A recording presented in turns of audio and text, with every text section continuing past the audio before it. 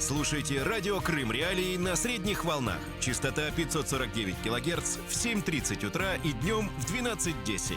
Теперь мы с вами 24 часа в сутки, 7 дней в неделю. Радио Крым Реалии 105,9 FM.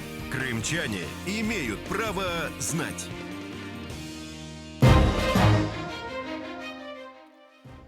Возвращаемся в эфир самого крымского в мире радио Крым Реалии. У микрофона все еще Сергей Громенко. Слушайте нас на 105,9 FM круглосуточно. Крымчане могут бесплатно звонить в эфир по телефону 8 810 06 926, жители материковой Украины 044 490 31 18. Поехали! Тема дня. Напомню нашим слушателям, что сегодня 18 мая, 74-я годовщина депортации крымско-татарского народа, день борьбы за права крымских татар и день памяти геноцида крымско-татарского народа. Как происходила депортация, как выселенные с полуострова люди на новом месте налаживали быт и как первые крымско-татарские семьи пытались вернуться в Крым. Обо всем этом мы будем говорить в ближайшие 25 минут. В эфире радио Крым Реалии. Звоните нам по телефону 8 800 10 06 926. Для жителей полуострова звонки бесплатные. Комментируйте темы в прямом эфире. Оставляйте свои сообщения на наш автоответчик. Мы выслушаем вас. 105,9 FM. Крымчане имеют право знать. Начнем, наверное, со слушателя, который дозвонился до нашего эфира. Пожалуйста, говорите. Добрый день. Сергей Громенко. Вы правильно слушаете. Я вот такой хочу реплику сказать. Россия постоянно трубит, что она восстановила историческую справедливость, аннексировав Крым. Вот. И у меня отец 87 лет такой маленький эксперимент сделал. Он попытался было восстановить ту же самую историческую справедливость в контексте российской политики, чтобы ему вернули ему имущество, дом, в котором он родился. Вот, говоря, что я являюсь действительно наследником данной недвижимости. Но, к сожалению, ему отказали в этом. Насколько это действительно справедливо? Спасибо. Спасибо и вам за вопрос. С нами на связи Синавер Кадыров, крымско-татарский активист, правозащитник и советский политзаключенный. Вот ему этот вопрос мы и переадресуем. Почему Россия на словах, указом президента, признав крымских татар реабилитированным народом, не позаботилась о том, чтобы восстановить их имущественные права? И если нельзя вернуть дома в натуре и земли, то хотя бы выплатить компенсацию. Где здесь историческая справедливость, Синавер? Добрый день. Говорить об исторической справедливости, когда дело касается России и к тому же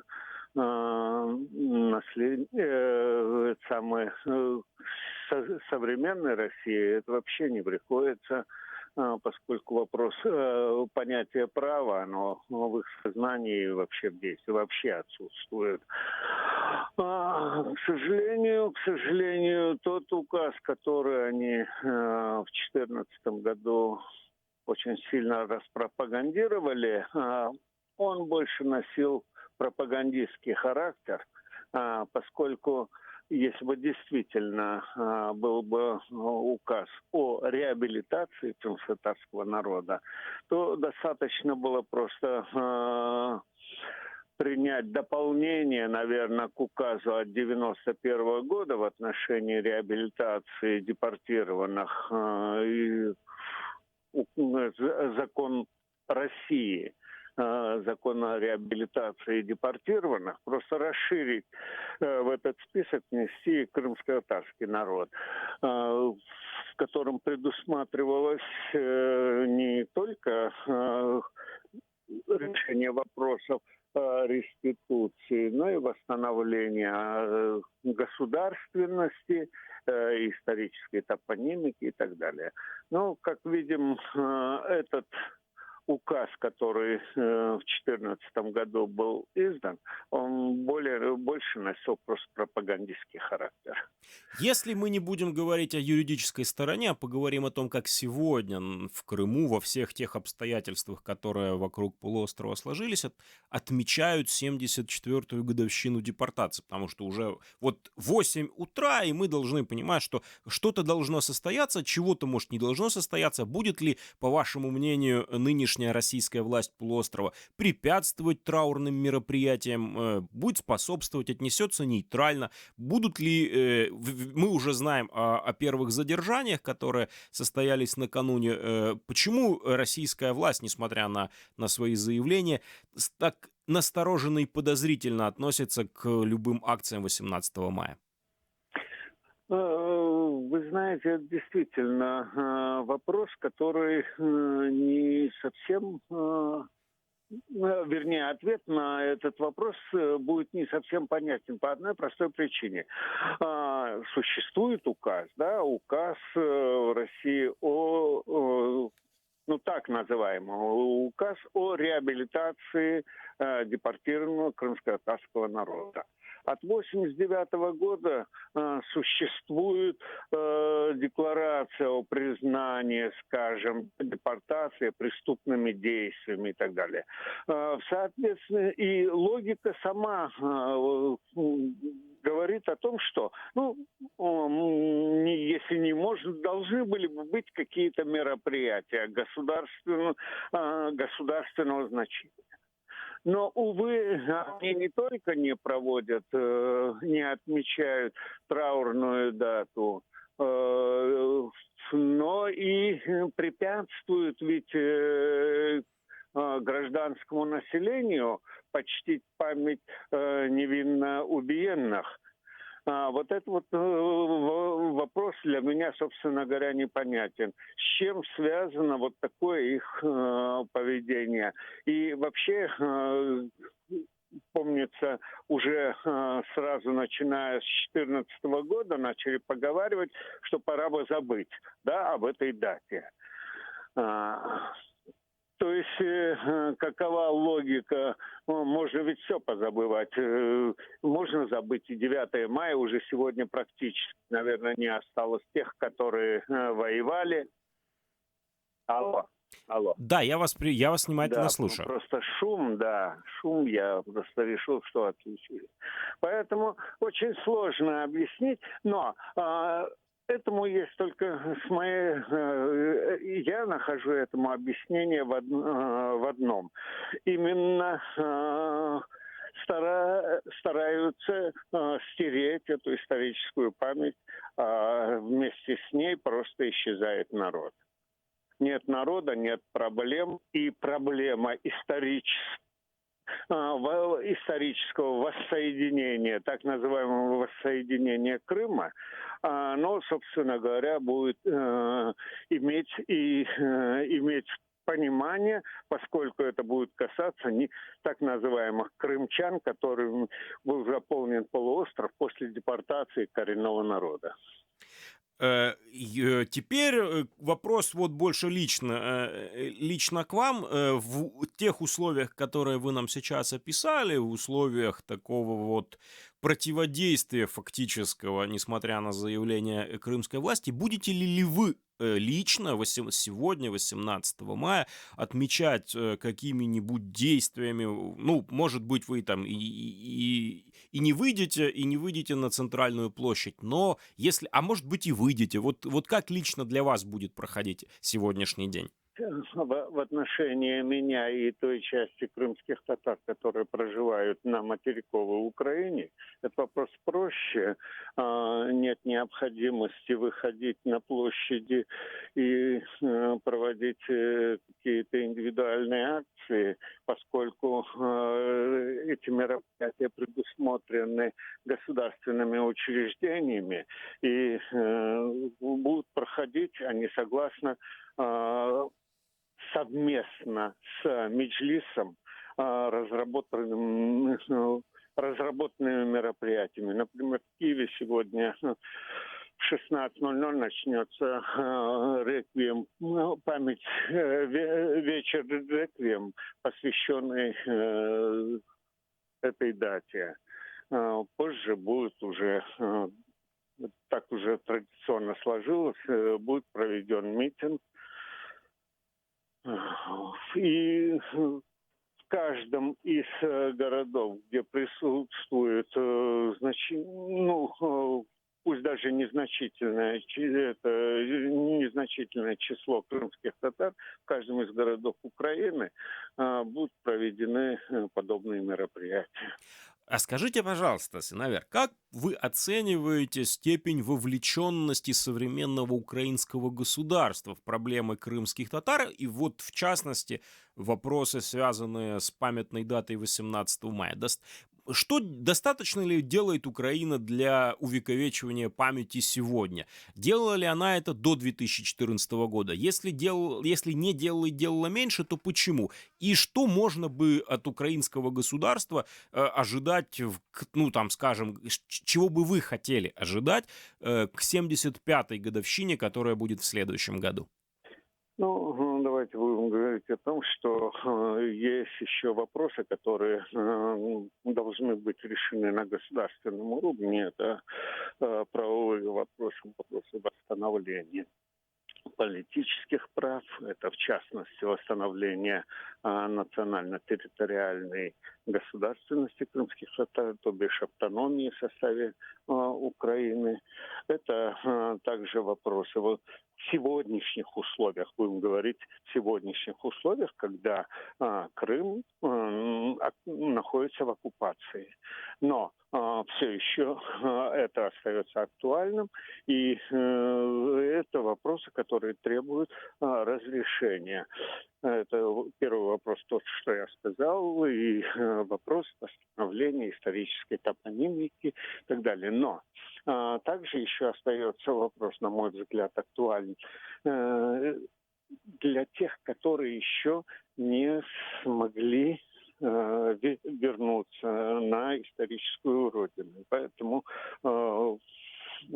можно было бы и нужно, на мой взгляд, восстановить программу возвращения депортированных,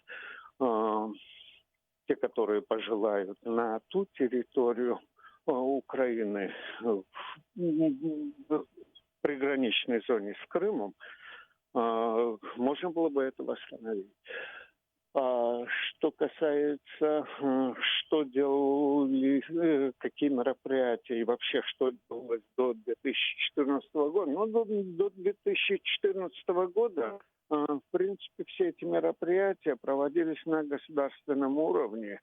И уже начиная с середины 90-х годов это проводилось действительно указом по Крыму, и здесь не было. В это была вовлечена автономия, на тот момент существующая автономная республика Крым, и поэтому там также проводились мероприятия, но совместно и большей частью под руководством Меджлиса крымско-татарского народа. У нас сегодня, впрочем, разговор вращается не только вокруг современности, но и вокруг, конечно, исторических событий, связанных с 18 мая 1944 года и последующей борьбой крымских татар за право вернуться на свою историческую родину в 60-е, в 70-е, 80-е. Вот скажите, вы когда-нибудь принимали лично участие в борьбе за право крымских татар вернуться в Крым? И как так получилось, что при советской власти вы оказались политическим заключенным? Как раз-таки я и оказался в результате того, что я начал заниматься проблемой возвращения крымско-татарского народа на родину и восстановления его прав. Именно в результате этой моей деятельности я и оказался привлеченным к ответственности и отбывал срок. Ну, если можно, конечно, если это не составляет там государственной тайны, спустя столько лет, расскажите, пожалуйста, как вы пришли к борьбе за права крымских татар, чем вы конкретно занимались и за что именно вас осудили в Советском Союзе? Это небольшой секрет, как каждый крымский татарин. Собственно говоря, это была не просто боль родителей и так далее. Это уже была моя личная боль. И в условиях того времени я считал необходимым просто собирать эту информацию, нарушение прав в отношении крымских татар и стараться довести ее до мировой общественности. И именно в результате этих действий я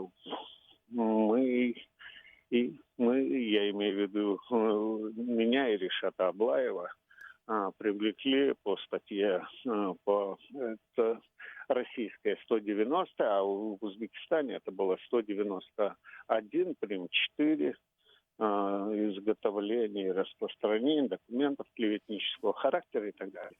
То есть именно вот за эти действия, за действия организации молодежных групп в защиту прав крымских татар и так далее, поскольку еще уже в студенческие годы в Ташкенте проводились акции протеста, коллективные, студенческие коллективные. То есть вот это вот все позже легло в наше обвинение. Что ж, большое вам спасибо за ваше мнение.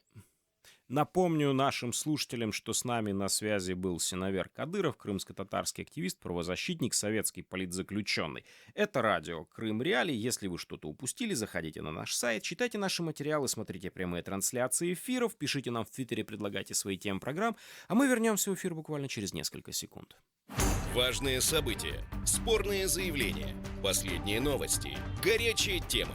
Все это в прямом эфире с 7 до 10:00 в эфире самого крымского в мире радио. Радио Крым Реалии. Возвращаемся в студию радио Крым Реалии. Журналисты нашего радиостанции собирали реальные истории реальных крымско-татарских семей, переживших весь ужас депортации 1944 года. Ну, давайте послушаем одну из первых историй о том, как коренной народ Крыма организовал несиловое сопротивление Кремлю после депортации и как первые семьи возвращались в 60-е годы. Рассказ Лютфи Бекирова. Крымчане говорят. В своей жизни мы в Узбекистане не были удовлетворены, потому что Советский Союз, как нас выслал, Кремль, Сталин, так и продолжал эту политику, что игнорируя нас, называя все время опять предателями. И вот если мы все равно там честно работали, трудились, несмотря на то, что нас называют предателями, мы все равно хорошо работали, свою жизнь хорошо восстановили. Своей жизнью мы были недовольны, мы и решили, в конце концов, когда других национальностей начали возвращать, нас запретили выезд в Крым, и мы восстали, создали инициативные группы и организовали не силовое сопротивление государству в решении нашего вопроса. Мы боролись, мы посылали делегации в Москву, а за это нас опять начали бить. В 1966 году мы значит, организовали в городе Бекабате восстание, и за это сперва посадили 15 суток, потом включили нас в 1967 году, нам объявили, что нас реабилитируют, но в Крым опять нельзя. Мы за это опять встали на ноги и начали массами, тысячами решили посылать в Москву своих представителей. И опять эта война с государством. И за это немножко они решили организовать оргнабор. А в Крыму опять не хватает рабочих, людей очень много вербуют, а они не согласны с сельской работе работать, не понимают сельское хозяйство или крымская жизнь, или крымских садов, богатство Крыма. Они уничтожают эти сады. И вот решили нас, крымских татар, сюда переселять. И показать, что они это делают, уже начали, чтобы сбить волну наших восстаний. Ну вот, и меня включили в этот состав, и привезли сюда, в Крым, в 1968 году, 12 июня. Нас сюда переселили 512 семей. И мы действительно в Крыму организовали очень хорошую работу, мы очень хорошо начали работать. Но в это время в Узбекистане опять народ поднялся, и ринулись уже все в Крым. И уже не ожидая государственный набор, сами ринулись в Крым. А тут началось варварское отношение к нам, и начали опять всех выселять, опять выселять с купленных их домов, разрушать бульдозерами их дома купленные. И опять наш народ опять остался на дороге, понимаете? И вот после этого вспыхнул Алуштинские восстания, как его называют, возле Алушты наши крымские татары организовали самозахват, начали самозахваты в Симферополе, по всему Крыму. И вот они опять-таки начали разрушать все эти маленькие домишки и сажали всех нас. И меня посадили уже одна судья, меня в этом районе, в Красногвардейском, 3 раза судила. И вчера 3 раза,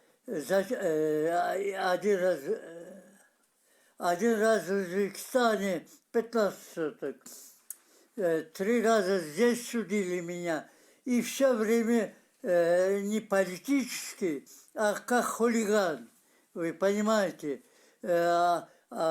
Политически не хотят судить. Потому что они знают, что мы правду требуем. Мы требуем действительного восстановления наших прав. А они не хотят этого. Они считают, что мы хулиганы, бандиты.